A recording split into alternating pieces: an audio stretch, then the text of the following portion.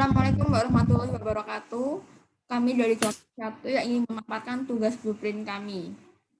Kelompok 1 terdiri atas yang pertama yaitu M. Syahrul Akbar dengan NIM 2019-2018-12-070. Yang kedua yaitu Sarah Amanda dengan NIM 2019-12-001. Yang ketiga yaitu Mirna Anugrah dengan NIM 2019-12-002. Yang keempat yaitu Amalia Firdausi dengan NIM 2019-12-005. 003 maksud saya. Yang kelima yaitu Sadifah Hastinda dengan NIM 2019-12-005.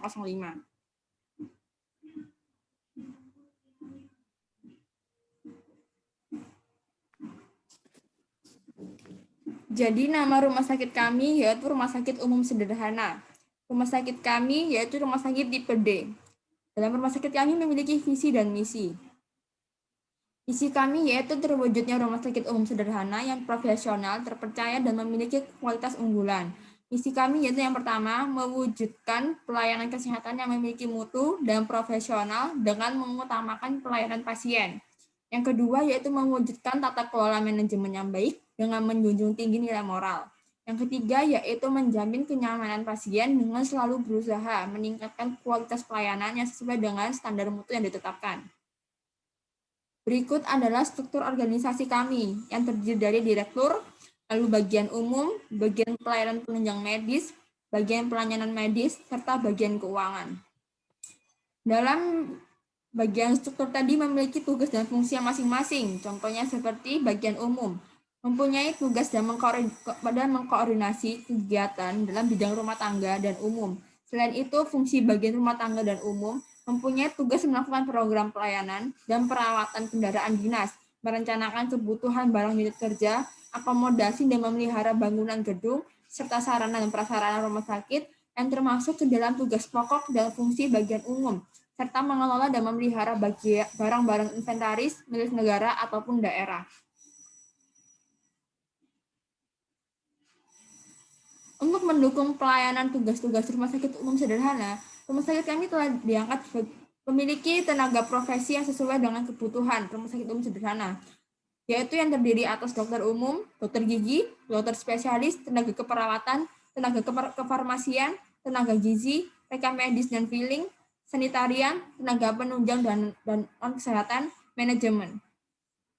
Lalu ada pun layanan-layanan di rumah sakit kami, yaitu layanan farmasi, rawat jalan seperti penyakit dalam, kesehatan anak, bedah ortopedi, poli gigi, poli THT, poli kandungan, pelayanan KIA atau KB, pelayanan medik umum, dan lain-lain. Lalu ada rawat inap seperti ICU, PICU, NICU, dan lain-lain. Berikut adalah data dasar rumah sakit yang terdiri atas rekapitulasi seperti informulir RL1.2 yaitu indikator pelayanan rumah sakit. Lalu ada seperti formulir RL3.2 yaitu kunjungan rawat darurat. Lalu yang terakhir seperti RL morbiditas dan mortalitas. Seperti ini contohnya. Formulir RL 4.A data keadaan morbiditas pasien rawat inap rumah sakit. Berikut adalah dana rumah sakit dan pengembangan rumah sakit. Di mana yang bertitik biru adalah peletakan WiFi. Titik merah adalah hardware, garis merah adalah fiber optik yang berfungsi sebagai penyaluran data dari segmen menuju hardware. Dan segmen itu agar data komputer dapat terhubung, rumah sakit menggunakan rancangan topologi STAR.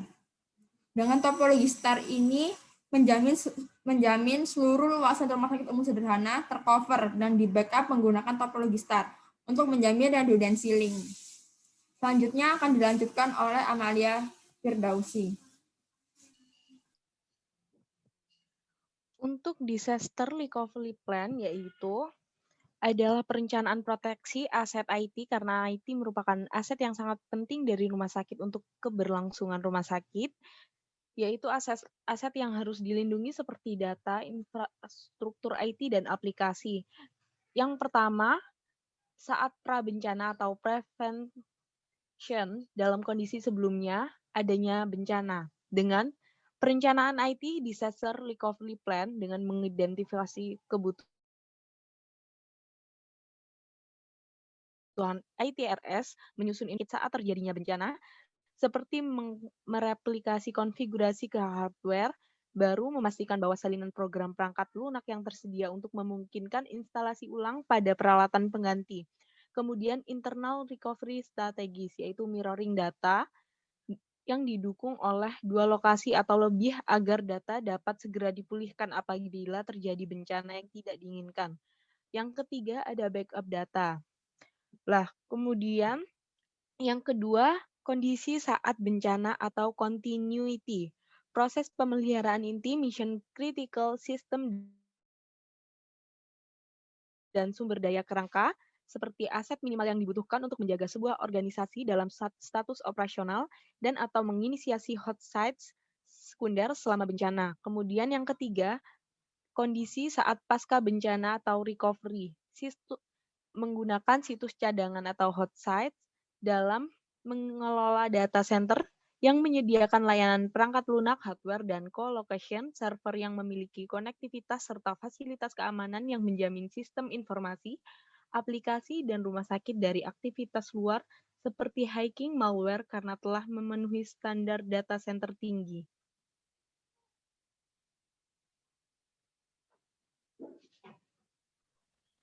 Yang selanjutnya yaitu ada aliran data di rumah sakit. Aliran data di rumah sakit ada DFD atau DAD. DFD itu diagram flow, data flow diagram. Data flow diagram level 6 sistem informasi rawat inap yaitu ada resepsionis, dokter, pasien, administrasi, dan rawat inap. Next. Yang selanjutnya yaitu ada DFD level 1 bagian pendaftaran. DFD level 1 bagian pendaftaran ini terdapat resepsionis yang kemudian ada formulir. Setelah formulir, memberikan formulir. Setelah itu pasien mengisi formulir. Setelah itu dikasihkan kepada dokter. Dan dokter akan mendiagnosa atau mendata penyakit yang diderita oleh pasien. Yang selanjutnya yaitu ada DFD level 1 pusat pelayanan. Di DFD level 1 pusat pelayanan terdapat petugas di sini nanti akan mendata kamar dan nomor ruangan. Petugas di sini akan meninjau dan mengantar pasien. Setelah itu, setelah meninjau, petugas akan melakukan peninjauan kepada pasien. Yang selanjutnya yaitu ada DFD level 1 bagian pembayaran. Yang di sini ada pasien, pembayaran, bukti pembayaran, administrasi, dan pelunasan. Setelah pasien melakukan pembayaran, maka administrasinya akan memberikan bukti pembayaran pasien. Setelah itu pasien harus melakukan pelunasan. Kesimpulannya di sini adalah dalam suatu pembuatan program atau database itu diperlukan DFD atau aliran data. Karena hal tersebut sangat berguna sebagai petunjuk agar program yang kita buat sesuai dengan yang kita inginkan. Dengan adanya pembagian sistem ke dalam subsistem berdasarkan alur data, membuat program lebih mudah untuk dibangun. Yang selanjutnya yaitu ada otorisasi data. Aturan otorisasi data di sini merupakan data yang dapat diakses atau digunakan dan disesuaikan dengan tingkat kemampuan bidang. Di sini ada tabel subjek, objek, tindakan, dan kekangan. Subjek di sini ada bagian pemasaran dengan objek data pasien dengan tindakan menambah dan kekangannya limit kreditnya yaitu kurang dari 15 juta. Sedangkan subjek yang kedua yaitu ada bagian keuangan dengan objek data pemesanan dengan tindakan membaca, menambah, dan menghapus. Untuk kekangannya tidak ada. Untuk subjek yang ketiga yaitu ada bagian pemenuhan pesanan. Objeknya yaitu data pemesanan. Dengan tindakan membaca, menambah, dan menghapus, kekangannya tidak ada. Yang selanjutnya yaitu ada implementasi aturan otorisasi data. Di sini ada otorisasi data. Aturan otorisasi data ada dua, yaitu kontrol dalam sistem manajemen data rumah sakit yang memberikan akses ke data dan akses yang dapat dilakukan seseorang terhadap data. Yang kedua yaitu ada matriks otorisasi data digunakan untuk subjek, objek, aksi, dan batasan. Selanjutnya ada tabel otorisasi data, dan selanjutnya ada skenario hak akses otorisasi. Hak akses otorisasi di sini biasanya ada nama user dan hak akses user.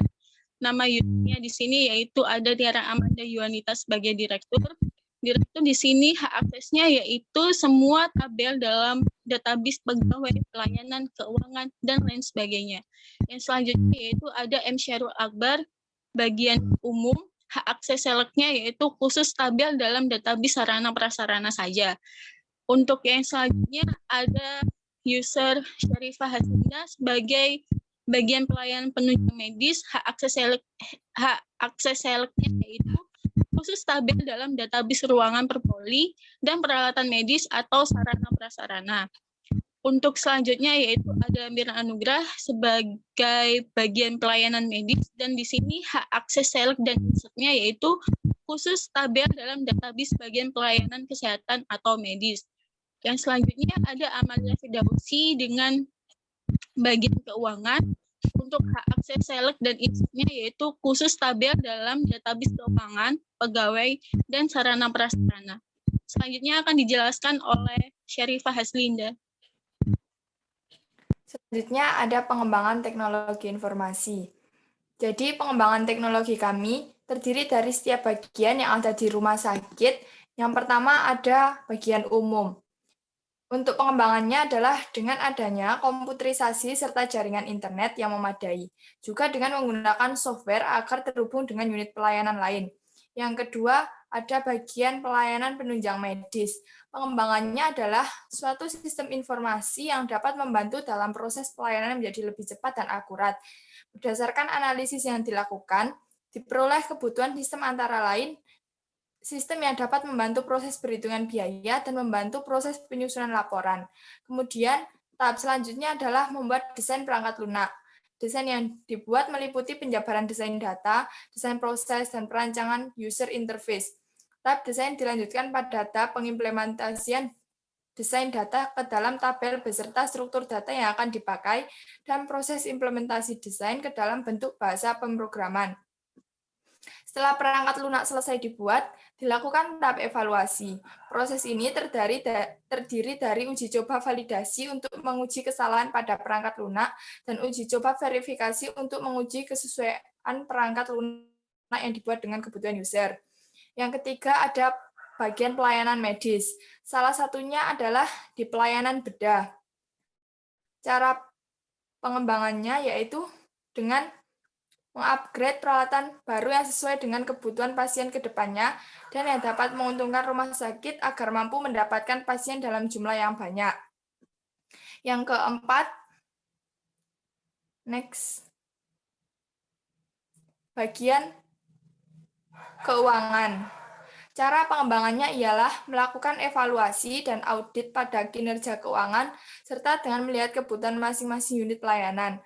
Dapat dilihat dalam rumah sakit ini, setiap pelayanan sudah didukung oleh hardware dan software, sehingga bagian keuangan hanya tinggal membuat software untuk mengintegrasikan seluruh unit pelayanan dengan keuangan untuk memudahkan proses pencatatan dan pelaporan kebutuhan anggaran masing-masing unit, sebagai upaya peningkatan efektivitas dan efisiensi kinerja keuangan.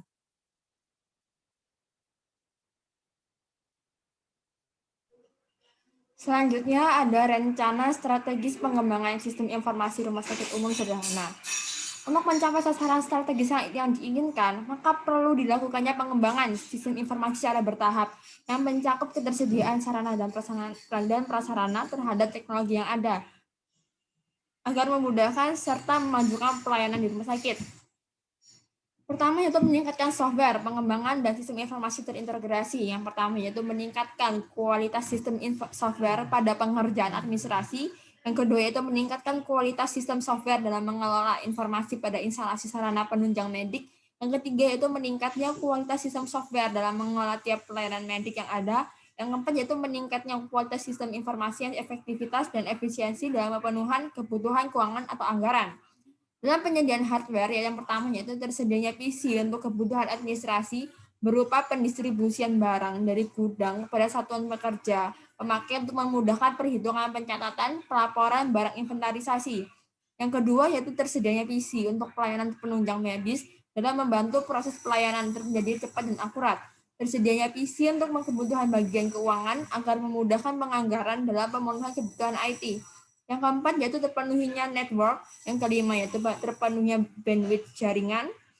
Yang keenam yaitu terpenuhinya hotspot. Yang ketujuh yaitu terpenuhinya brandware. Berikut adalah tabel pelaksanaan sistem teknologi informasi di rumah sakit kami pada tahun 2021 hingga 2025. Salah satu contohnya yaitu yang pertama, peningkatan software pengembangan sistem informasi terintegrasi dengan tujuan meningkatnya kualitas sistem software pada pengerjaan administrasi. Target kegiatannya adalah ada dua, yaitu yang pertama ketersediaannya sistem informasi untuk kebutuhan administrasi berupa pendistribusian barang dari gudang kepada satuan kerja pemakai. Yang kedua yaitu dengan target kegiatan ketersediaannya sistem informasi untuk memudahkan perhitungan, pencatatan, pelaporan barang inventarisasi. Dengan tahun yang diharapkan yaitu terintegrasinya pada tahun 2021 untuk target pertama hingga tahun 2025. Yang untuk target kedua terrealisasikan pada tahun 2022 hingga tahun 2025. Contoh kedua pada penyediaan hardware, yaitu salah satunya yaitu tersedianya PC untuk kebutuhan administrasi berupa pendistribusian barang dari gudang kepada satuan pemakai, memudahkan perhitungan, pencatatan, pelaporan barang inventarisasi yang sudah terrealisasikan pada tahun 2021 hingga tahun 2025. Lalu ada terpenuhinya network, terpenuhinya jaringan LAN dengan tujuan untuk meningkatkan network, terpenuhinya bandwidth jaringan yang awalnya pada tahun 2022 yaitu 10 Mbps menjadi 50 Mbps pada tahun 2025. Lalu terpenuhinya hotspot pada tahun 2022 yaitu berjumlah 4, lalu menjadi 8 pada tahun 2025. Lalu terpenuhinya brandware pada tahun 2021 yaitu berjumlah 2 SDM menjadi 9 pada tahun 2025. Dalam blueprint kami tercantum anggaran pengembangan hardware dan software seperti pada tabel berikut ini. Contohnya seperti pendaftaran aplikasi dan softwarenya. Berfungsi sebagai pendaftaran online, merupakan aplikasi website yang dapat diakses melalui web browser maupun Android. Aplikasi ini digunakan untuk mengatasi antrian pasien di rumah sakit dengan pengembangan SMS gateway dan pendaftaran harga 6 juta. Lalu selanjutnya terdapat alur di setiap pelayanan. Dan selanjutnya adalah standar pelayanan minimal di rumah sakit kami, yaitu mutu pelayanan kesehatan, berfungsi agar pelayanan kesehatan sesuai dengan standar profesi dengan menggunakan potensi sumber daya yang tersedia di rumah sakit secara wajar, efisien, dan efektif, serta diberikan secara aman dan memuaskan sesuai norma etika hukum. Dan yang terakhir adalah tampilan aplikasi SIM RS kami, yaitu terdiri dari 1. Tabel cara masuk, 2. Forum cara masuk, 3. Tabel jaminan, 4. Tabel pelayanan, dan terakhir yaitu 5. Form pelayanan dan lain-lain. Sekian presentasi blueprint dari kami. Wassalamualaikum warahmatullahi wabarakatuh.